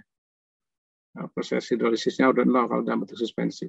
Ada perhitungannya kan, waktu paruh, bukan waktu paruh, shelf life bentuk suspensi dengan solution.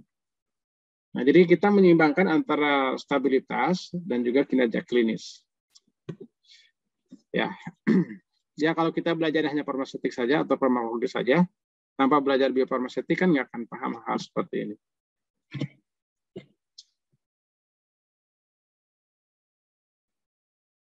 Nah, ini berbagai macam ukuran optimal ya dikaitkan dengan bentuk sediaan yang dibuat ya dari suatu zat aktif tertentu. Ini sudah hasil kumpulan riset ya. Jadi kalau kita mau bikin hydrocortisone cream itu, maka partikelnya diatur agar di bawah 5 mikron gitu ya.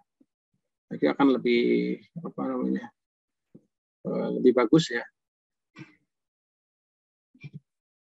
Ionisasi dan PKA ya, ini sudah dijelaskan ya di formulasi juga, preformulasi juga ya.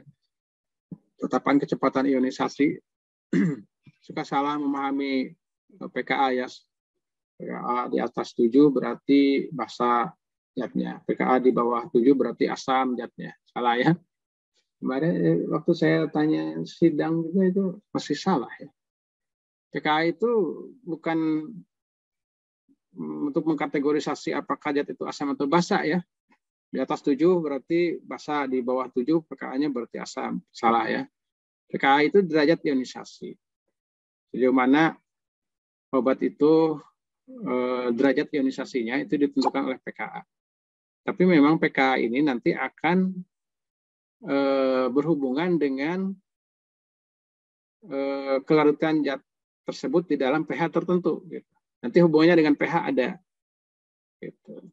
Jadi suatu zat yang asam, dia akan mudah larut di pH yang di atas PKA-nya kan gitu ya. Sebaliknya dengan basa. Itu coba dibuka lagi preformulasinya ya. Jangan sampai salah lagi kalau ditanya di sidang. Nah ini penerapan Henderson-Hasselbalch ini secara fisika kimia ya. Nanti secara fisiologis jangan juga terjebak. Nah, nanti kita diskusikan ini ya. Jadi obat itu akan mudah terabsorpsi, mudah berdifusi ya pada kondisi tidak terionkan pada kondisi molekulernya. Dia akan mudah menembus membran ya kan. Bentuk molekul itu kalau terionisasi kan dia akan susah menembus membran. Kalau dalam bentuk molekulnya, nah, maka dia akan mudah menembus membran. Jadi mudah berdifusi. Tapi juga penerapan Henderson-Hasselbalch itu seperti apa? Nanti kita diskusikan ya dalam sistem fisiologisnya. Oh ini, jadi ini sudah ada contohnya nih. Asam salisilat misalkan PKA-nya 3 ya, kemudian di dalam plasma darah 7,4. Nah, dia akan bagaimana nih kondisinya? Apakah lebih banyak terionkan atau tidak terionkan? Tinggal dihitung berdasarkan persamaan Henderson-Hasselbalch ini ya. pH sama dengan PKA plus log terionkan dibagi tak terionkan. Atau untuk suatu asam lemah, ini kan tadi contohnya apa? Asam salisilat, asam lemah. Berarti kita gunakan yang rumus yang ini ya. A ion amin ya. Bentuk garam dibagi bentuk asamnya, Ha, bentuk molekulernya, itu sama 10 pangkat pH min pKa. Jadi pKa asam salisilat tadi 3,5, kondisi dalam darah pH-nya 7,4. Kita berarti kan darah ya 7,4 lebih besar daripada pKa-nya 3, jadi positif ya, 10 pangkat positif. Artinya bagian garamnya itu akan lebih banyak. Artinya akan banyak terinstalasi di dalam darah. Tapi kalau di dalam lambung, nah, pKa 3,5, lambung misalnya pH 1, jadi 10 pangkat minus ya. 10 pangkat minus itu artinya 1/. Artinya bentuk molekulernya, bentuk Ha-nya yang lebih banyak. Sekiranya ini sudah dijelaskan di farmasi fisik juga dan di formulasi ya. Cuma nanti ketika ditanya obat asam salisilat akan lebih banyak diabsorpsi di lambung atau di usus? Jawabannya biasanya 99% salah.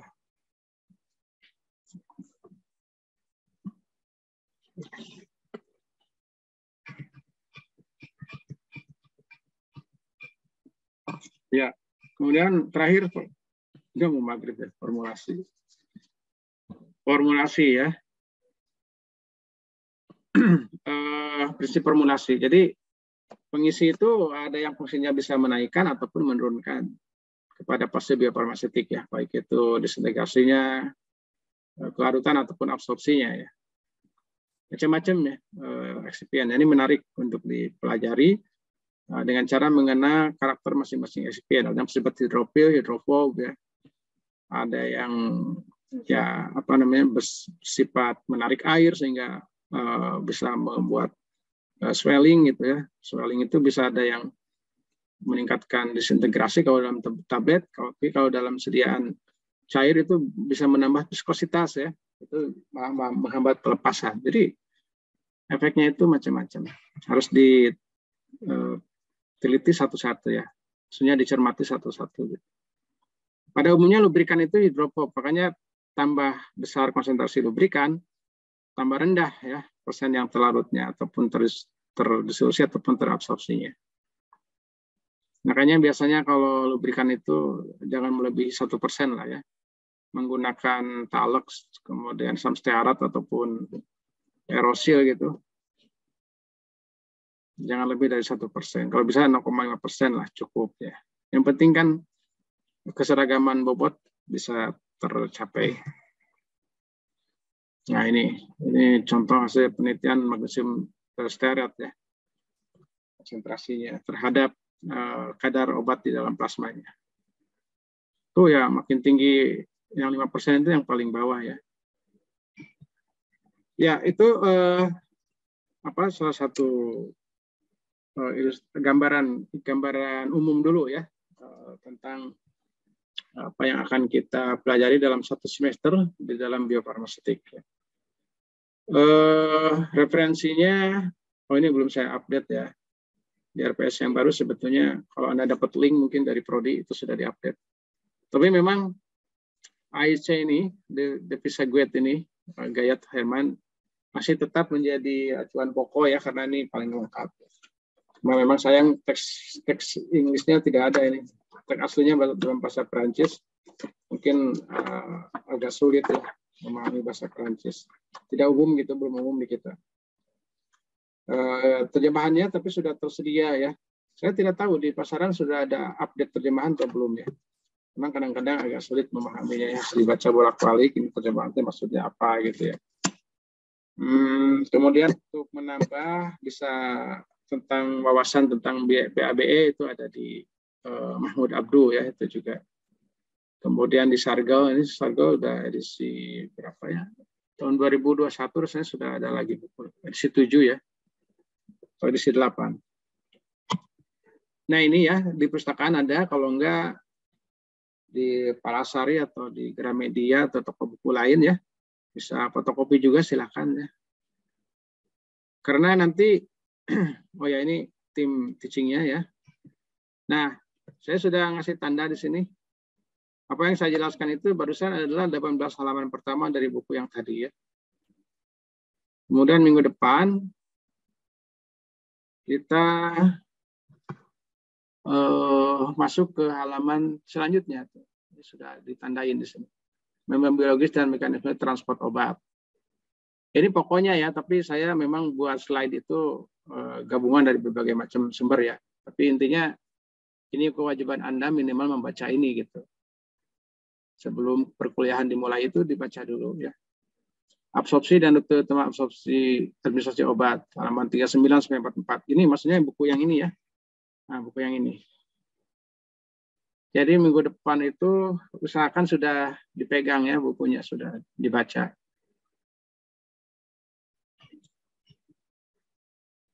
Ini tim teachingnya. Nah, berhubung Pak Pati itu sedang studi lanjut, jadi mungkin cuma saya, Bu Noris, dan Pak Ian ya. Nanti ini dibagi-bagi lagi. Mungkin saya sampai pertemuan ke 1, 2, 3, 4 ya. Masing-masing ada 4 pertemuan atau 5 pertemuan. Saya nambah terakhir mungkin nanti ya. Jadi 5 pertemuan dengan terakhir. Di pertemuan ke-15, evaluasi BAB. Ya, saya kira itu yang bisa saya berikan untuk kuliah pertama ini ya, pengantar biofarmaseutik. Mudah-mudahan bisa memunculkan inspirasi dan juga motivasi ya untuk memahami lebih dalam ya tentang bagaimana kita mendesain, mempreparasi obat yang bisa bermanfaat ya. Bermanfaat itu berarti harus bermutu, kemudian aman ya dan nyaman. Tapi minimal kalaupun kita belum bisa mengaplikasikannya secara praktek ya, karena ini ada praktikumnya juga. Tapi pemahaman juga akan pengetahuan ya, maksudnya pengetahuan juga akan meningkatkan kapabilitas kita ya. Minimal otak kita juga berkembang ya kalau kita memahami sesuatu. Mungkin itu saja. Ya, kalau masih ada pertanyaan atau ada yang ingin disampaikan, silakan ya, baik dari Anda semua ataupun koordinator ya, terkait dengan ini.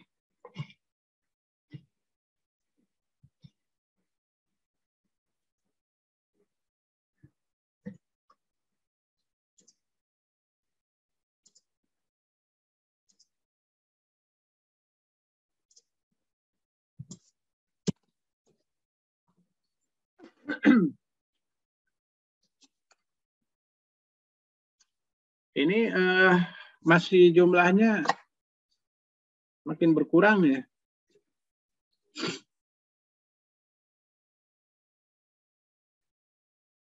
Ada gejala ini mungkin ya, mati internet biasanya, padam listrik, udah sore kan gitu. Ada yang dari Indonesia bagian barat, tengah, timur. Atau sudah kos semua ya, karena ini kan mau praktikum offline ya, sudah mulai ya.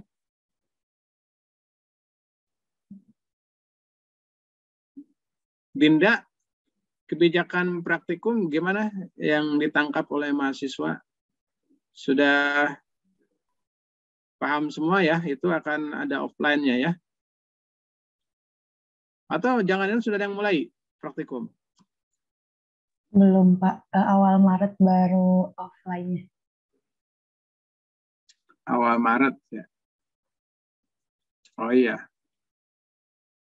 Labnya sekarang tuh masih ini ya, tinggalkan lama kan, mungkin ada yang isinya itu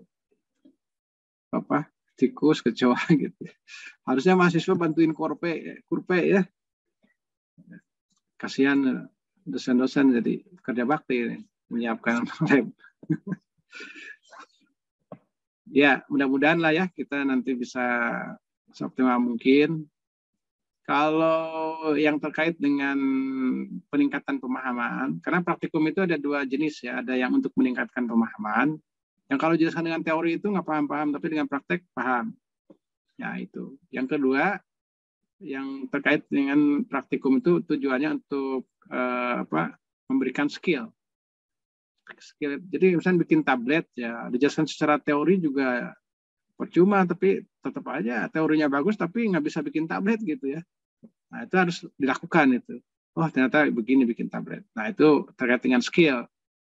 Yang untuk meningkatkan pemahaman itu masih bisa dibantu dengan berbagai macam tools ya, dijelaskan online bisa. Tapi kalau yang untuk skill teknologi ya, skill transport teknologi itu harus praktek itu mau tidak mau offline. Jadi kalau kemarin itu full online ya memang ada yang hilang ya, yang terkait dengan skillnya. Tapi ya itu dimaklumi kan, gimana lagi kondisinya. Tapi ini hati-hati juga, sekarang kan merebak lagi ya, Omikron itu. Meskipun sebagian masyarakat kelihatannya sudah agak bosan ya, dengan kondisi pandemi ini ya, yang naik turun tidak jelas gitu.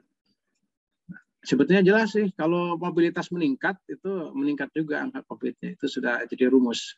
Sekarang kalau mulai offline semua nih ya, PTM, kalau SD, SMP, SMA akan mulai PTM. Sudah luring. Nah itu naik kan sekarang. Nanti turun lagi gitu, kalau kita membatasi diri lagi turun lagi. Tapi sampai kapan naik turun seperti ini? Ya mudah-mudahan segera berakhir. Tentu ada pelajaran di balik ini semua. Mudah-mudahan kita semua termasuk yang dapat mengambil pelajaran dengan baik ya. Hasbunallahu wa ni'mal wakil, ni'mal maula wa ni'mal nasir ya. Saya kira kalau tidak pertanyaan, terima kasih atas perhatiannya. Saya tutup ya meeting ini. Sudah ada rekamannya, jadi saya tidak usah memberikan handout-nya ya. Tapi coba di edit dulu ya. Tadi kan ada ngobrol ke sana kemari. Bisa nanti koordinatornya koordinasi dulu lah dengan saya. Rekamannya dilihatkan dulu ke saya. Terima kasih. Kita tutup ya dengan alhamdulillah. Assalamualaikum warahmatullahi wabarakatuh. Kita berjumpa lagi minggu depan ya. Mudah-mudahan sehat walafiat dan panjang umur.